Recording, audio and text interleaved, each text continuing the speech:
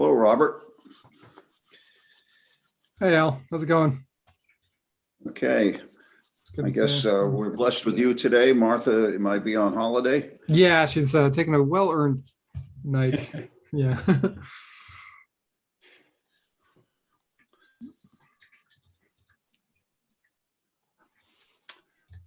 Roman has joined us.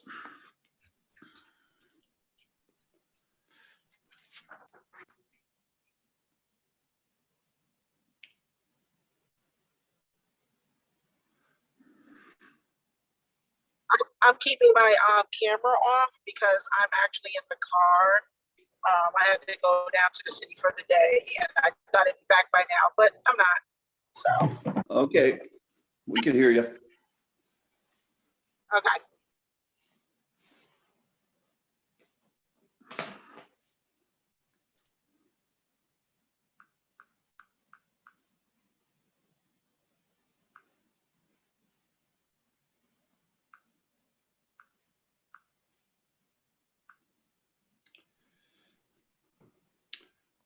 We can get started as soon as Christopher Ellis, our fifth board member, joins us.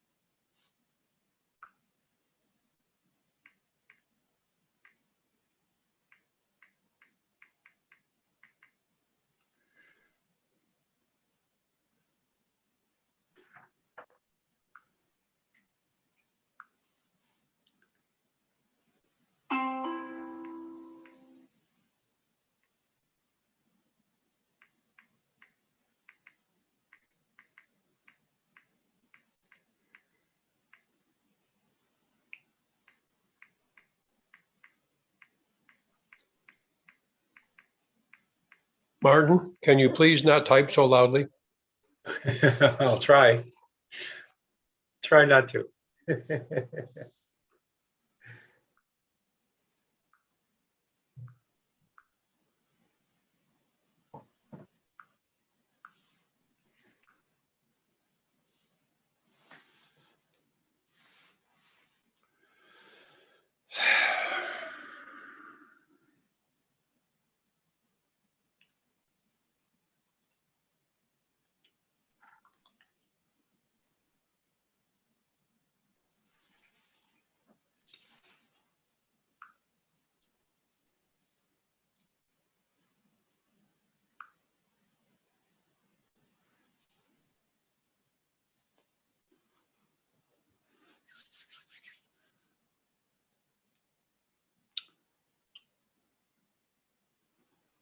Well, we'll wait another minute or two, and then we'll get started.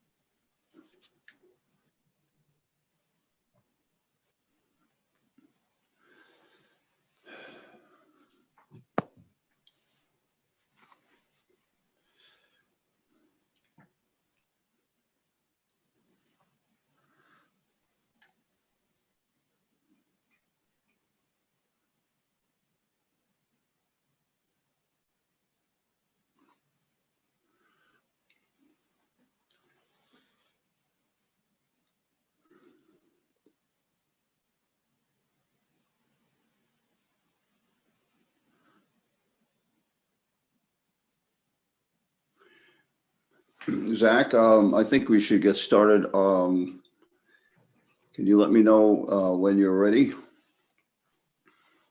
We're recording, and again, I think there's no instance where a supermajority is needed for the first item since you're recusing yourself, so I think everything's good to go.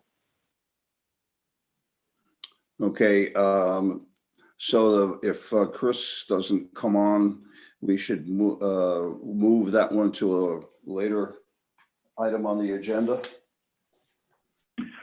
No, sorry, what I was saying is there's still quorum for that item, even though you have to recuse yourself. Okay. Well, good evening, all. This is a meeting of the Albany City Planning Board for the 22nd of February. And before we start, I want to make a few comments. This is Zach's last meeting. He has decided to take a pause, and I just want to say that your professionalism, Zach, and your thoroughness and your expertise in working with the planning board has been immeasurable. You have an incredible knowledge of the Unified Sustainable Development Ordinance, our new zoning ordinance. You were able to come up with the right citations at the right time, and your technical skills, I think, were unparalleled. I know, speaking for myself, you've been a great help to me personally, and help guide us all when it comes to the issues we had to face and the projects we had to look at. And over these last few years, we certainly have been busy, and you have been a really important mainstay for the board. So I thank you very much for all your help and all your assistance.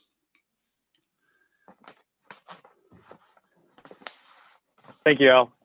It's been really easy working with you all, and I think I probably, if I work with a board ever again, I probably won't work with a better board. So I thank you all for your expertise, your experience, your insights that you bring, because you make the decisions more insightful, and you make sure that the conversation is detailed and thorough with every type of application. So I appreciate that, and I appreciate being able to work with such a great group. Zach, there's no reason to suck up now. You're leaving. That's right. Right? Which hopefully means more as a compliment. Hopefully. Hey, I'm Oh. sorry. I'll add to it that, yeah, you've been like the center wheel on the wagon, the wheel, the center, the axle that holds us all together, keeps us going in the right direction. So I personally do really appreciate everything you've done, and with these changes of COVID stuff, you just pulled right into it and didn't let it phase you, and kept the things running. So kudos to you, and much appreciated. I really enjoyed working with you, and hopefully our paths will cross again. I think Sounds I good. heard Glenisha say something. Yes. Hi. So, yeah, Zach, sorry I can't be on the camera in person. But I echo what's already been said by Ruben and by Al. And just like to add that it has been a pleasure working with you. And I really appreciated the work that you've done, the willingness to help us as a board move things along, and willing to pitch in and help us understand visions better, how things are applied, so on and so forth. So I want to wish you luck in whatever you decide to do, whatever your next steps are. And please, if you need anything, reach out, reference, what have you. I'd be more than happy to write one on your behalf. Very good. And I'll have to, a lot's already been said, and I have to agree with all of it. Zach, you did an absolutely fabulous job. I too was astonished by your knowledge of the zoning code of USDO. And also I really appreciate your responsiveness with everything that, every question I ever had, or requests or anything like that. So thanks a lot, and congratulations and good luck. Thank you all. Okay. And again, great working with you all. And again, I really appreciate all the kind words and your participation and your interest in all of these cases. Thank you. All righty. We will begin the official meeting. And we have on the agenda just 4 items this month. And before we begin, I want to present the rules of procedure for those who are listening in. When we discuss the different items that are on the agenda, the applicant will first make a presentation. If we have seen the item before, he would get, or she would get 6 minutes to present. Otherwise, they would get 10 minutes to present. The board would then ask questions of the applicant. After that, depending on the way that the conversation goes, we either will have public comments or recommendations from the planning staff. Then after that, the applicant will have an opportunity to clarify or also clarify or make any corrections in any of the questions or comments that were made. Public comment is limited to 3 minutes, 6 minutes if there was a city council representative, as they have a larger constituency and can speak for a larger group. We do encourage any of the speakers giving public comment to definitely write your comments also and submit them directly to the planning department so they are on the record and so that we are able to have a complete record that's easily retrievable so that everything is available to both the planning staff, the other departments of the city, and the public. When it comes time for the public to comment, Zach will explain to you how the timing works. Okay, and the first item on the agenda is one that we have seen a number of times. This is 329 North Pearl Street, and it is a conditional use permit review and a major development plan review waiver, as well as a major development plan project. And this is for the construction of a surface parking lot with 44 spaces. The applicant is the Capitol Repertory Theater, and I am on the board of Capitol Rep, so I will be once again having to recuse myself on this project and ask Martin, our vice president, to handle the item on this agenda. And then Zach, you can call me when the discussion is over. Okay, thank you, Al. Let's see now. So we have, do we have a presentation, Zach? Okay. So We do. I'm just going to elevate the representing agent for the Okay. application. So bear with me just 1 sec. Sure.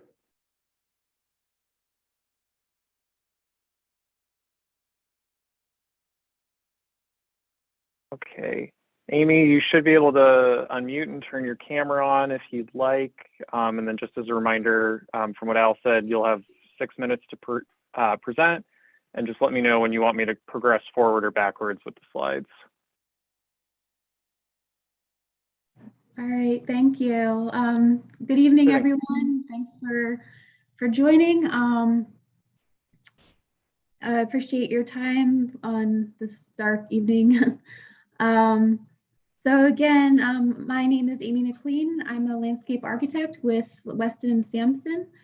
And also on the line is Ron Bagoli. He's an architect from CS Arch. And we are presenting on a surface parking lot with 44 parking spaces to be used by the Capitol Repertory Theater, their employees and patrons. Next slide, please. And just to recap, the parcel is to the east of North Pearl Street, and it's bounded by the railroad to the rear and Colony Street to the south. The parking lot is a short walk. You can see the Cap Rep Cedar at North Pearl and Livingston Avenue. Next slide, please.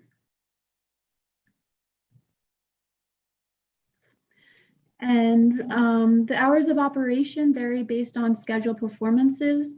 The performance times are typically Tuesdays through Saturday evenings plus Wednesdays, Saturday afternoons and Sunday afternoons, and rehearsal times vary between performance runs.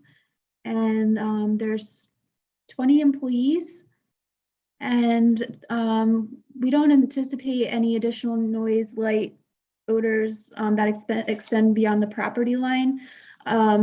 We're proposing a shrub hedge that will along the lot line, so that will block, it's an evergreen hedge, and so that will block car lights from crossing over.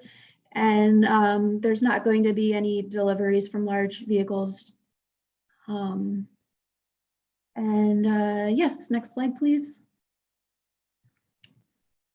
So the site of the proposed parking lot is currently a vacant land with weed trees and shrubs. The slopes parallel North Pearl Street and slope down towards the railroad tracks. The site is also designated by SHPO as a historically sensitive site, and as such, we have agreed not to disturb anything below the existing grade. So everything will be brought in by fill to build the parking lot. And next slide, please.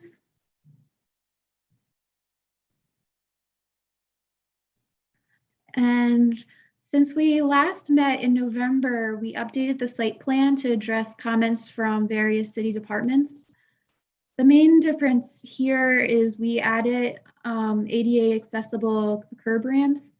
It's important to allow for ADA access with all the work that we're doing to connect to the theater. So the first ADA ramp that was circled is a corner corner ramp on Colony Street. There already is a curb ramp there, but there's no. We're going to be adding the detectable warning pavers, and then the other crosswalk and sidewalk ramp that was based on a comment to allow for an alternate pedestrian route during construction, but as such, it will inherently become a permanent installation there. And next slide, please. And something else that changed was in this section, it's kind of hard to see, but we added a impermeable geotextile fabric above the existing grade and below the porous pavement system in order to prevent infiltration. The stone reservoir will hold all access flows and slowly drain through the under drains and overflow structure. The porous pavement system has been sized to treat water quantity due to the site location is located within a CSO region in the neighborhood. And next slide.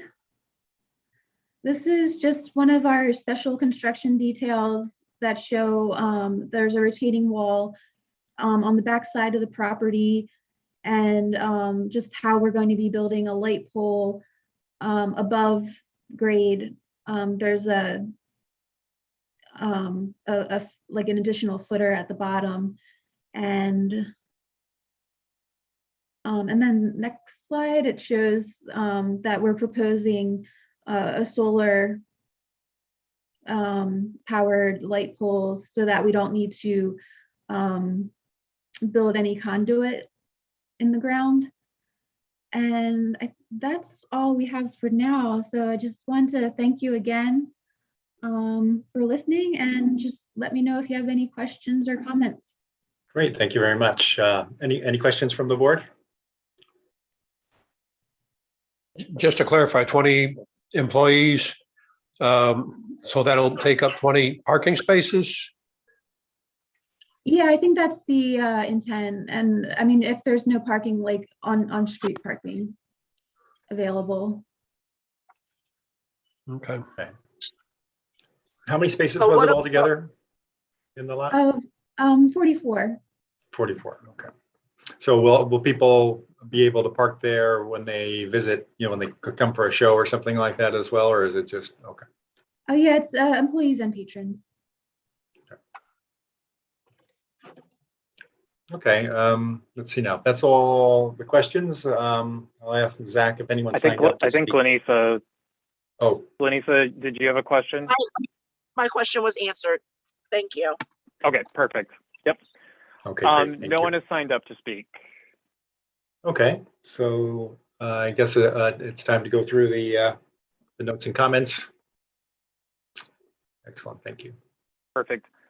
So there's a lot, so I will try and be brief with all of these because there's a conditional use permit, a development plan review waiver, the development plan itself, and then there are certain use-specific criteria for parking lots that are receiving a conditional use permit within a mixed-use community urban zoning district. So there's going to be a lot of slides, but I will try and be brief with this, but please let me know if I need to go through anything else in more detail. The ability to have surface lots as a principal use came about through legislation last year that was sponsored, I believe, by former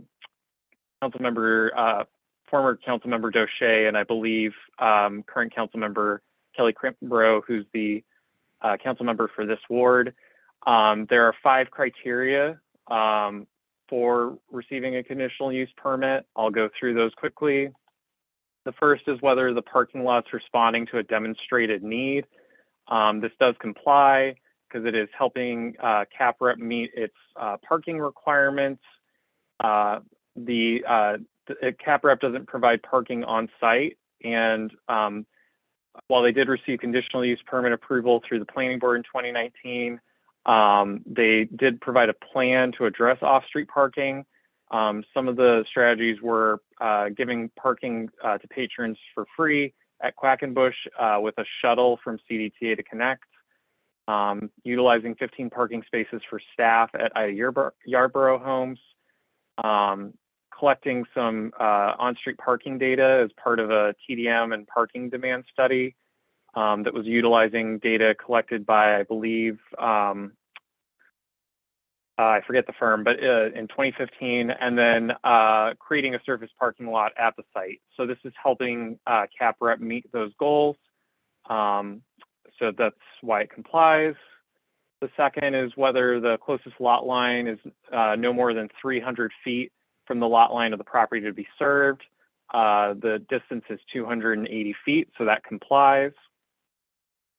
Whether the site's been vacant or underutilized for at least 5 years. It's been vacant for more than 5 years. The fourth is for properties with a depth of 100 feet or greater, that it's designed in a way that it doesn't foreclose the possibility of liner buildings being constructed along street frontages to the greatest degree practicable. This complies. The design of this parking lot is to have a end life or a shelf life of 10 years. And there is not an anticipated need or proposal for liner buildings within the next 10 years. So in 10 years from now, that'll allow the possibility for liner buildings to be constructed at the site if a developer so chooses. And as a reminder, CAPREP is leasing the site from the current property owner. So there is a possibility that that could change within the next 10 years. And the fifth, that the parking lot does not result in the demolition of buildings or structures. That complies. There's no building currently at the site, and there's no building proposed to be demolished. There's 7 review criteria for the conditional use permit. The first is whether it's consistent with the provisions of the USDO and the city code, which it is, whether it would result in a random pattern of development. While there are not any other principal parking lots in and around the site, there are parking lots that serve other uses in and around the site. And given that these parking lots exist and many of them are larger than the proposed parking lot, this is not going to result in a random pattern of development. Whether the project would cause negative fiscal or environmental impacts on adjacent properties. It's a parking lot that was reviewed by traffic engineering to ensure that there are no negative impacts in relationship to other neighboring properties. And the proposed construction methods are preventing flooding and erosion and avoiding any impacts since the site is archaeologically sensitive. The fourth is whether the project is consistent with the purposes of the zoning district. This is an MUCU, mixed use community urban zoning district. The purpose of the district is to provide for a wide range of uses and commercial uses that serve areas larger than a specific block. This is a site that's on a larger block, but it is supporting commercial uses in and around the site, specifically Cap Rep Theater. So that meets the intent and purpose of the district. The fifth is whether the project would result in harmful cumulative effects or impacts of aggregate similar conditional uses. There are other parking lots in the surrounding area, but those are accessory parking lots. So the proposed scale and design of the parking lot is not going to result in a harmful cumulative effect or impact. The sixth is whether it would have place an excessive burden on public improvements. There's existing streets connecting the parking lot. And again, as the applicant described, they're using solar power to provide electricity to the site. So the project's not going to create an excessive burden on public improvements, facilities, services, or utilities. And last is whether it would provide a necessary and desirable service. This is supporting the parking needs of Cap Rep, and it's reducing the number of cars parked on city streets. Given the close proximity to the theater, it's going to contribute to the general welfare of the surrounding neighborhood and prevent conflicts for use of on-street parking. There are 5 waiver request review standards for a development plan review waiver. The first is whether an undesirable change would be produced in the character of the neighborhood. So the waiver is for having a curb cut or access on North Pearl Street. There's already an existing curb cut. The applicant's proposing just to relocate the location of that curb cut. So given that it's just relocating a feature that's already existing in the streetscape, it's not going to result in a negative impact in the character of the neighborhood. And the visual impacts of providing curb cut access from North Pearl Street as opposed to Colony Street, which would be required by the code, is not going to change the impacts on the neighborhood. Whether the benefit sought by the applicant can be achieved by another method. The applicant investigated multiple configurations to reduce or eliminate the need for the waiver, but there are a number of significant grade changes, archaeological sensitivity, and the current condition of Colony Street is poor, so the waiver is the only feasible method to achieve the benefit sought. Third is whether the waiver is substantial. It's not substantial since there's already a curb cut along North Pearl Street and they're just proposing to relocate it. And this will result in a less impactful, lower intensity design for grading as well as archaeological disturbance. Fourth is whether the proposed waiver would have an adverse effect or impact on the physical or environmental conditions of the neighborhood. Locating the site access on North Pearl Street is going to reduce potential vehicular conflicts that may occur if that access was on Colony Street. North Pearl Street is a more trafficked road, but the location of the curb cut doesn't conflict with other nearby properties or neighboring curb cuts. And the fifth is whether the alleged difficulty was self-created, which is not dispositive, but is something that the board can consider. This is a self-created difficulty, though. And then there are 6 review standards for the development plan review application. The first is whether the project would create significant adverse impacts on the surrounding neighborhood. The project has been reviewed and approved by all city departments to ensure that there's no impacts on the surrounding neighborhood.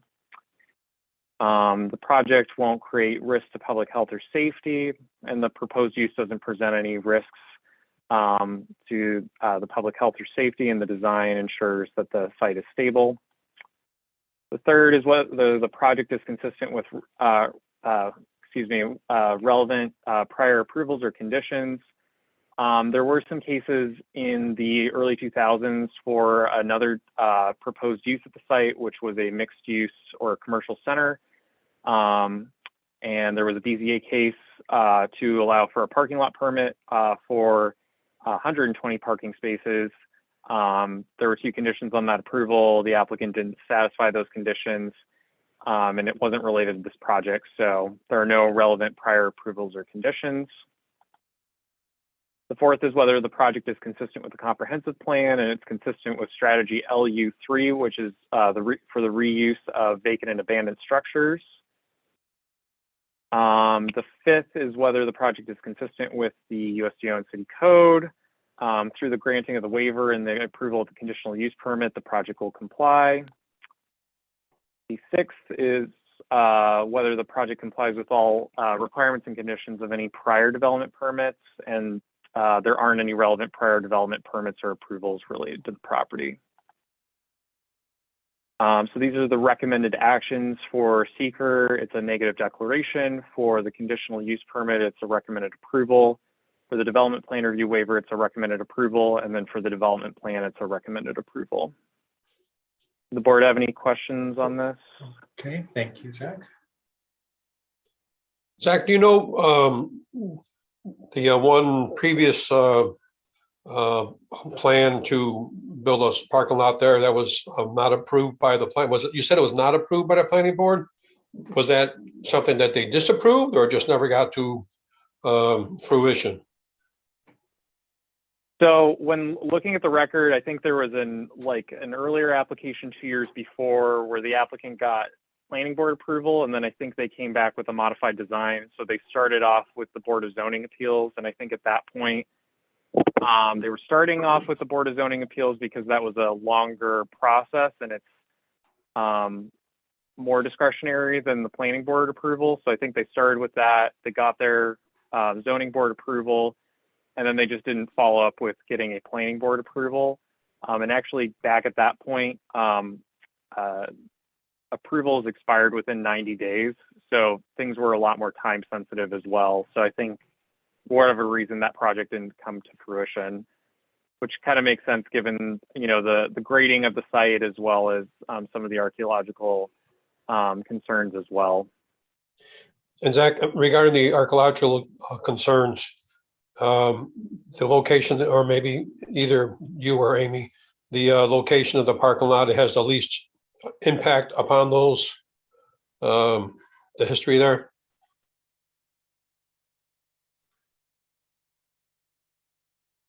That's my understanding, but Amy, feel free to correct me on that. Yeah, that's my understanding as well.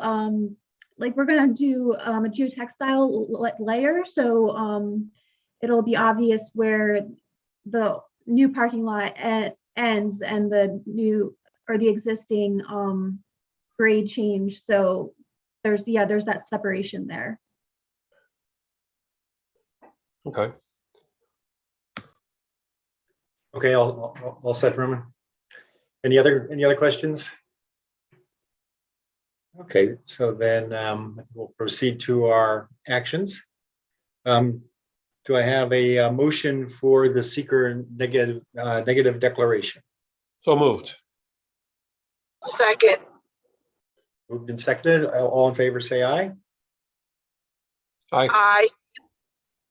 Aye. Okay, passes unanimously. Second recommended action on the conditional use permit. I need a motion to approve. So moved. Seconded. Okay, moved and seconded. All in favor, say aye. Aye. Aye. Okay. It passes. Next recommended action is the plan review waiver. Motion to approve. So moved. Seconded. Okay, all in favor, say aye. Aye. Aye. Opposed, nay. I think that Passes unanimously. And the last recommended action is development plan review of, for an approval, a motion to approve. Motion to approve. Seconded. All in favor, say aye. Aye. Aye. And all opposed, say no. Motion passes unanimously. So I think we are all set and ready for Al to come back, correct, Zach? Yep, that's right. I will Okay, give him a excellent. call real fast. Thank you very much, Amy. Very interesting project. I'm fascinated by landscape architecture and how things all come together.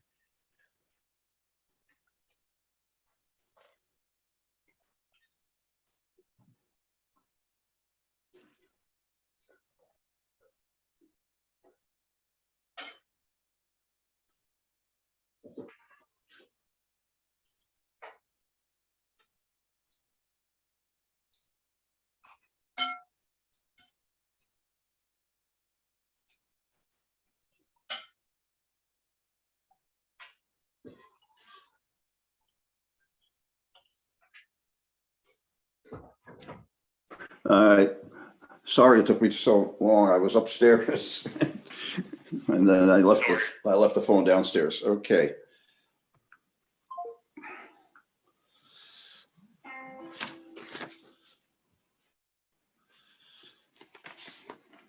Okay, the next item on the agenda is the property at 1048 Central Avenue. This is a proposal in a mixed-use neighborhood center for conditional use permit review and a major development plan review. And the purpose is to change the subject property from an indoor recreation or entertainment center to a restaurant. This project we saw on February 1st. And I believe that we also saw it informally in a workshop. The applicant is Ryan Blatt, and I believe he is represented by the engineer Daniel Hirschberg. Is Mr. Hirschberg available? And, Mr. Chairman. Okay, you have 6 minutes, Mr. Hirschberg. Thank you. You've seen this project before, and what it is the use of the existing billiard hall to turn it into a takeout restaurant, which is actually a group of prep kitchens. Go to the next slide, please. It shows the location. It's an MUNC zone. The rear of it is an R1M zone. Next. What we're reusing the building, the parking lot will not be changed. The size of the building will not be changed. We are adding a bike rack at the front entrance, but the layout of the building does not change other than internally. And the purpose here is that, I'll explain briefly the process. Various tenants come in and prepare food in the kitchens. People call up and order, in which case they're given a time to pick it up. They come and the food is left at the front counter. They pick it up, and payment arrangements are normally made by a computer, but if they have to pay, they can pay at the front counter. There are also some dry goods there, a very small dry good portion in there, which would store items like soda or potato chips, accoutrements that people might like with their takeout food. We do have a trash room at the back by the rear door of the property. Next. This is the view approaching 1048 Central from the east. The golden Q sign is there, and you can see the parking in front of the building the way it exists now. Next. This approaching 1048 Central Avenue from the west. Again, Cross Place is one place towards Central Avenue. Next. This is the view of the parking lot at the rear of Cross Place. That's an existing parking lot, which the applicant doesn't plan on changing at all. Next. It does not, the proposed change use will not result in increase of required parking by more than 50%. Therefore, no additional parking needs to be created or established off-site. The project was approved to the Albany County Planning Board, referred to the Albany County Planning Board for the February 17th meeting. And they recommend modifying local approval to require review by the Albany County Department of Health for food service and other relevant permits. We understand that it had been reviewed by, it's under review or had been reviewed by city departments. And this, we believe this action should be classified as a type 2 under seeker, therefore not requiring a seeker neg deck. Next. I think this is it, Dan. This is actually my slide. So you actually did part of my job for me. So. Okay, I'm sorry. Sorry. I No, thought sorry I about sent that. you a slide with the truck route on it. I thought I updated my, well, whatever. I did provide a truck route that shows that trucks would come in primarily off I-90 at Everett Road, come to Central Avenue, drive Central Avenue, turn into the site at one driveway, the westerly driveway, come through the site and leave on the easterly driveway. The large trucks should only be here when they're delivering equipment to the site, when they have to do modifications inside the site. Once it's operated, there was very little need for new trucks. Let me talk briefly about some items that were raised about how people are to get to the site. This is a truck routing I planned and just told you. I haven't gotten formal approval yet from Bill Trudeau, but I think that meets the needs he normally wants, sticking to major roads. The question was raised about, do we have access to the alleyway on the east side of us? And the applicant does not have an easement for that. Therefore, it can't be used for circulation pattern. So that people coming to the site to use the rear parking lot will be employees. People picking up food who come to the front parking lot, the people will have to, using the rear parking lot, have to ride by Frost Place. The question was raised as how we would handle large trucks. We don't expect large trucks to arrive at all, but if they did, they'd have to use the same driveway that we're showing to use off Central Avenue. Most of the deliveries to the site will be made in cars, station wagons, vans. These are very small prep kitchen areas that don't need an awful lot of information. I don't need an awful lot of items. There was a question raised about how to do trash pickup, even though the city trucks use Frost Place for residential trash pickups. If we're not allowed to have a trash truck drive on Frost Place, which is what I got from the indication, we would pull out all the trashes are on rollers. We'd pull them out, roll out to Frost Place, roll up Frost Place to Central Avenue, put them in front of the building where a trash truck could come in the same way that the other trucks arrive and leave. And therefore, we don't think there's any need to have any truck traffic on Frost Place at all for this project. And I think that answered most of the questions that were raised. Thank you. Sorry for doing your job, Zach. No, thank you. Zach, he's already trying to get your job. I'm sorry Zach's leaving. It was wonderful to deal with you. Always gave me comments and they were right on tack, right on point. Zach, are there any public comments before we get into your staff notes? No one has signed up to speak. Okay. But we can give it a few seconds. Dan went over most of the points. He went over all the points on this slide. Just for some information for the board, we got all the comments from, or the majority of comments from departments today for the project. So some of the comments Dan had relayed relating to comments from traffic engineering for truck routing and just making sure that trucks are not using Frost Place since there are restrictions for trucks on Frost Place. And there's also some difficulties as well, given the fact that there's this utility pole in the way, which would preclude really any right-hand turns by a large vehicle anyways. There were some comments from the water department just for the reuse of infrastructure, relating to grease traps, backflow preventer as well. So some of that's just ensuring that there's adequate infrastructure for the site. So essentially this project's still under review by departments. I think there probably won't be too many more comments from the departments. So I'm assuming this will probably be approved by departments at the next meeting or within 2 meetings from now. Tonight was to make sure that the conditional use permit public hearing requirement was satisfied. So this could appear at a future meeting just as a public meeting item. Zach, this is Lanisa. I have a quick question. I heard Mr. Hirschberg say that there's room for people to pick up their orders. Will there be any in-house seating as well? No in-house seating. So, Yeah. sorry, Dan. Okay. There's no in-house seating provided at all. People will come in and pick it up.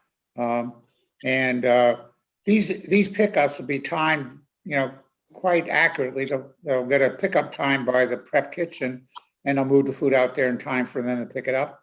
So there should be no reason for people to have to park there very long, so it can use the parking spot. But there will be no seating inside. I say that, although for convenience, if people come in and they have to wait 5 minutes, there might be a couple of seats for them to wait in, but no place for people to sit and eat. Okay, thank you. Thank you. Zach, a question to you. What other departments need to weigh in on this? Are there major issues that are still resolved? Primarily just the water department, just for the grease trap. Some of that may require coordination with Albany County. So this isn't in a combined sewer overlay. But there are, potentially some things that they just have to, that the applicant may need to provide for Albany County just for improvements. I'm just going to move over to the comment letter that I had sent today. So primarily the comments are for the Department of Water Supply. So just noting the proposed consumption and sewer usage for the site. If they're reusing an existing sanitary sewer lateral, that video camera inspection will need to take place. Identifying the water service on the plan and noting the size and location. Adding a grease trap. Identifying if a backflow prevention exists or is going to be added. And then a standard comment that the water department provides, just getting a copy of the AutoCAD and paper as-built, just for their records to know where the water connection is from the main to the site. Okay. I'd like to point out that Also, most of those comments, Mr. Chairman, if you'd allow me, I'd like to point out most of those comments are quite traditional comments that they normally make. But the one thing is we have to provide a grease trap, and we propose to do that anyway. We just didn't have it shown on the plan.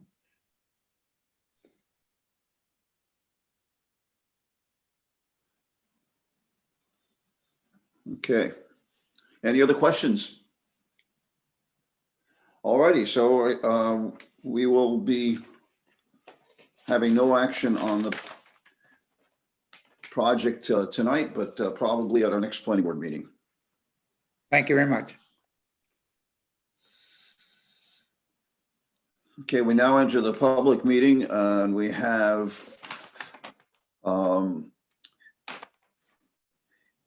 two items on the agenda, I believe.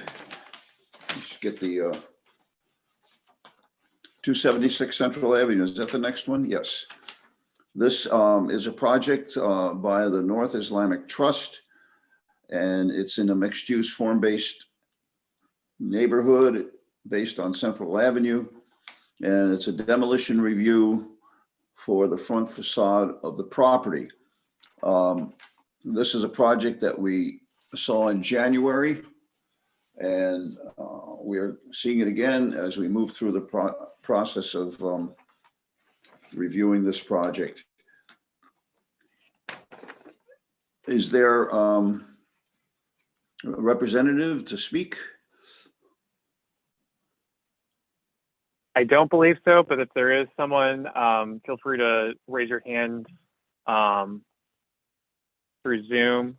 This is an application where the applicant's already presented at a public meeting, so they don't need to provide any more information for the application.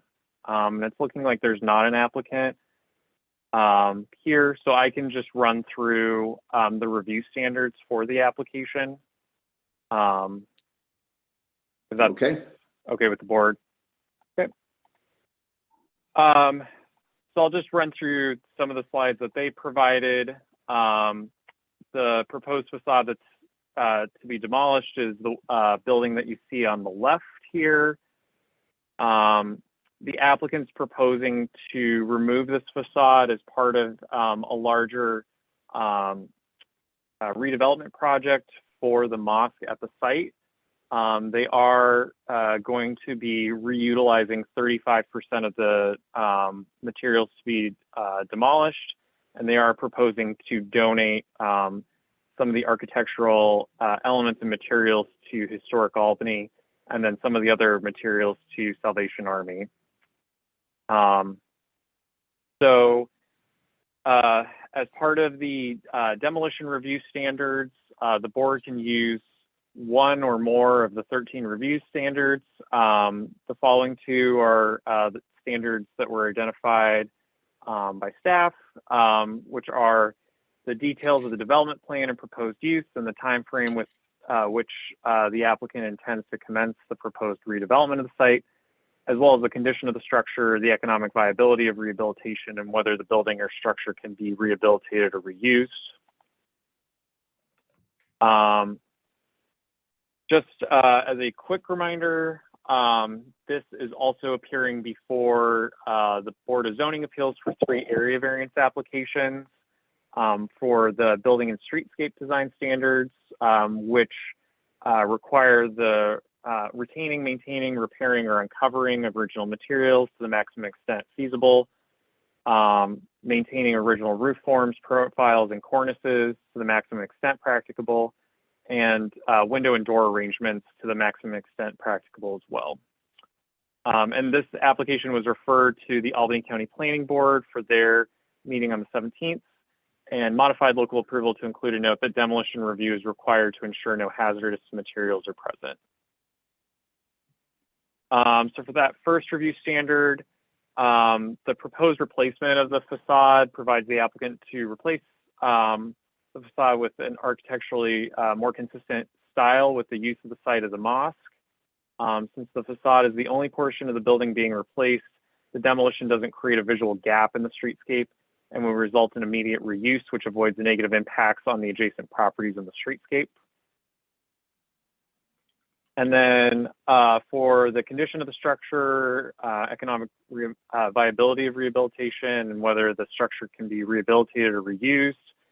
The existing facade has significant deterioration, which has prompted the project. A majority of the building will continue to be reused, and building elements are proposed to be donated to Historic Albany and other local organizations. And through the reuse of the building and the elements through donation, this project mitigates the negative impacts traditionally associated with other demolition projects. So the recommended actions are negative declaration for seeker, and then for the demolition review, approval with the condition that prior to the issuance of building permits, the applicant must receive approval from the Board of Zoning Appeals for the 3 area variance applications related to compliance with Section 375-4074A, Section 375-4074FI, and Section 375 4074GI of the USDO. Are there any questions on this application? Zach, I assume there's no public comment? No one has signed up to speak. Okay. Members of the board, do you have any questions or comments concerning the presentation? I do not. I do not. Okay. Hearing none, we will proceed to vote. First of all, the recommended action for negative declaration for the State Environmental Quality Review Act. Do I hear a motion to approve? Yep, So- motion so moved. And seconded. Moved by Roman Kuchera and seconded by Martin Hull. Any comments? All those in favor, please say aye. Aye. I, Aye. Okay. Lisa, I did think you say aye? Sorry, we couldn't hear you. I did. I did say aye. Okay, thank you. We have 4 ayes. It's passed unanimously. The second item is the approval with the conditions as enumerated by the staff report, making sure that the approval is contingent on the Board of Zoning Appeals approving the 3 variance applications that's shown on the screen. Do I hear a motion to approve? so moved. Oh, second. Okay, I believe that was moved by Martin Hall and seconded by Roman Kuchera. Yes. Further comments? Okay, all those in favor, please signify by saying aye. Aye. Aye. And aye. We have 4 ayes, unanimous. Thank you very much. Okay, the final item on the agenda this evening is 244 State Street, which is also known as 90 South Swan. This applicant has appeared before the planning board on a number of occasions, and the reason that we are reviewing this again is that after 1 year, the applicant, due to the COVID issues, did not reapply for an extension. So we need to review this once again and have consideration for approval. This project has been approved by the planning board. I believe most of you were in attendance when we did approve this project. And there is no difference in the project except for one minor item, which is that the small restaurant that will be on the site has been reduced by a small amount of a few square feet. So the proposal is to convert a 44,916 square foot office building into 61 dwelling units and a 490 square foot cafe. The applicant has 6 minutes to present. Is there an applicant available? Yeah, Jason, you should be able to unmute yourself and turn on your camera if you'd like. Let me know if there's anyone else you'd like to help present. Can you see me? There are, am I on? Yep, you're here. Okay. Yeah, we also should have 2 representatives from the owner group, Man Realty, David and Schneer should also be on tonight if there are any questions. Like you said, this is really just kind of coming back towards the planning board. We were here last month. We received some staff comments and comments from traffic engineering that were incorporated. So you could go to that next slide. Yeah, that's just a little recap of the location of the property, State Street on one side, Chestnut Street. That's looking up Chestnut and looking up South Swan. We're all familiar with it, southeast corner. You can go to the next slide. This was given, this was forwarded along to the city forester. One of the comments was to run this through Jay Levine, the city forester. He gave us some recommendations for the tree species, which we've included here. We've added a detail of the tree grate. That's in a later slide. But the main thing is, Jay kind of walked the site there. And one of the comments from the staff was confirmed that there's no conflicts of utilities where we're proposing to put the trees. So that site walk was done. There are a lot of utilities, fire hydrant, catch basin.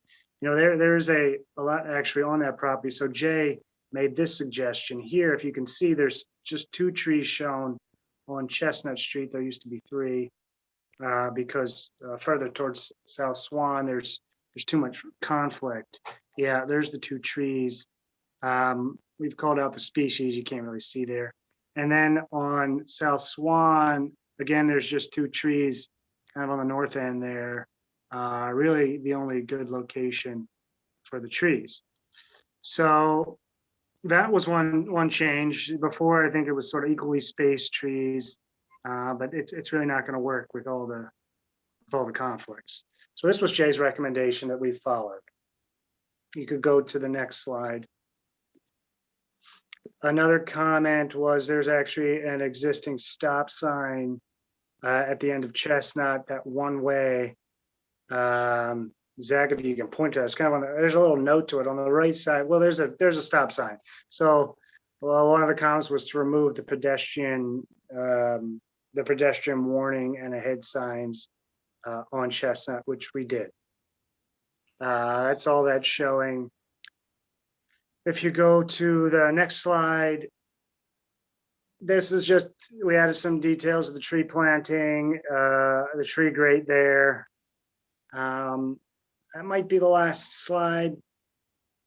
No. We also included here each of the floor plans. So, there really hasn't been a ton of change on the inside really here. The units have been, looked at a little bit closer, but still there's all that amenity space on that north end on the right side there.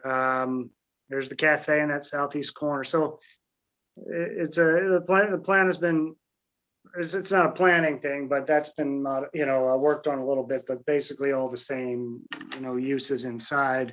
One of the comments was about the affordable units. So the Man Realty group looked at that a little bit closer, and they did redesignate the 3 affordable units based on square footage and average square footage at different sizes, at different levels, I guess you could say. But that's shown in that drawing too. You're not going to be able to really tell, but the next floor plan is shown, the second floor plan. Again, pretty similar as before. And then the next slide is the top 2 levels. Same deal, dwelling units lined up there. And then there's a roof plan, the next slide with screening around it, which was all part of the previous, previous proposal that was approved a year and a half ago. I think that's it. We're like we said, we're here seeking the site plan approval. And we've just picked up a few of the comments that were given to us. There were some additional notes about kind of reminders that this permit will be required when you, for sidewalk opening. So some little notes like that have been added as kind of reminders, but put on the drawings. So welcome any questions, and Schneier and David should also be available. Okay, thank you. Yep. Any questions from the board?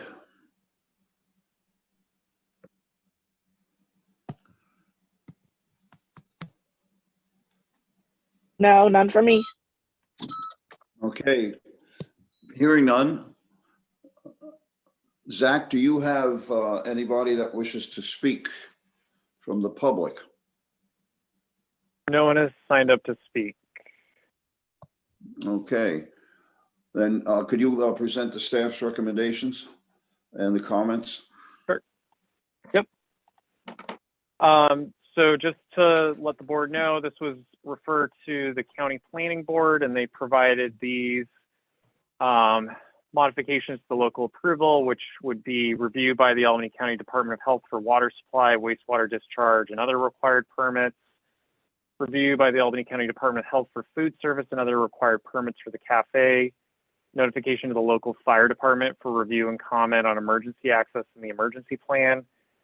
And then a comment stating that the proposed use of the building as residential unit and cafe will create high demands for parking. The city of Albany should ensure that adequate number of parking spaces are provided for both uses of the building. The city should look into alternative options to alleviate the parking situation that might create possible traffic congestion. Just to respond to. Okay. Yeah, I'm laughing at number 3 and 4. Those are, irrelevant because we do it anyway. And number 4 is irrelevant because there's no parking requirements in that area, and people are going to be using the cafe. They're going to walk to it, I'm assuming. Yeah. So just to quickly respond to those, and Al, you did that somewhat as well. For the referral to the county Department of Health, the trigger for that is anticipated sewage discharge of 2,500 gallons. This is around, I believe, 2,200 gallons. So that doesn't meet that trigger to refer it to the Albany County Department of Health for a sewer extension. So that's not necessary. I agree with the county Department of Health review for the food service, which is pretty standard comment from the county planning board.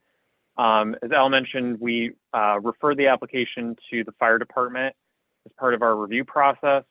And this is also looked at again during the building permit review process as well, just to confirm. So this is part of the process. Then as a reminder for number 4, this is a change of use, which does not trigger a requirement for the applicant to provide parking off street. So the applicant's meeting their USDO requirements. And they have also mentioned in their application as well that they are working with One Commerce Plaza to provide parking options in the evening as well for residents as well. So again, since this site is located right next to the plaza and a number of other large employers, it's anticipated that a lot of people coming to and from the site are going to be walking or biking, given that there are a lot of businesses and employers nearby. So for the staff comments, this is a little bit of a change. Since this project's being reviewed under the new code, there are only 4 review standards. So I'm going to go through those quickly. The first is whether the project would create significant adverse impacts on the surrounding neighborhood. The application's been reviewed and they satisfied all comments by city departments. The proposed use complies with the code. And again, would not result in any significant adverse impacts on the surrounding neighborhood given the proposed use and the modifications to mitigate any potential issues related to, landscaping as well as sidewalk and pedestrian connectivity to and from the plaza. Whether the project would create any risk to the public health or safety, the proposed use of the site doesn't present any safety risks. And again, as mentioned before, some of the potential issues related to traffic safety have been addressed by the review from traffic engineering. Whether the project is consistent with the comprehensive plan, it is consistent since it's reusing a currently vacant building. And whether the project is consistent with the provisions of the USDO and the city code, which it is. As the applicant mentioned, they had updated their affordable housing compliance plan, and that meets the standards for that. And again, it's met all the standards for city departments. So the recommended action is to approve the application with these 3 conditions. The first is prior to the issuance of building permits, the applicant must receive approval from the Office of the Forester for the installation of shade trees within the city right of way. Second is prior to the issuance of a temporary or full certificate of occupancy, the applicant must implement an affordable housing compliance plan. That's a boilerplate condition that has been recommended by our legal counsel for any application that is required to provide an affordable housing compliance plan. And then the third is prior to the issuance of a temporary or full, or full certificate of occupancy, the proposed rooftop mechanical installations shall be screened in accordance with section 375-4068B of the USDO. And this is addressing some of the comments that the applicant had made, as well as some previous comments from the prior project review for this site, just to make sure that none of the mechanical equipment is visible from the city right of way. Okay, And let me know if there's any questions. Questions from the board? I don't hear any questions from the board. No, So our recommendation, I'm sorry. no, there's no questions on my end. I understand this. Okay. So the recommended action, as you saw on the screen, is to approve with the conditions as enumerated by Zach Powell.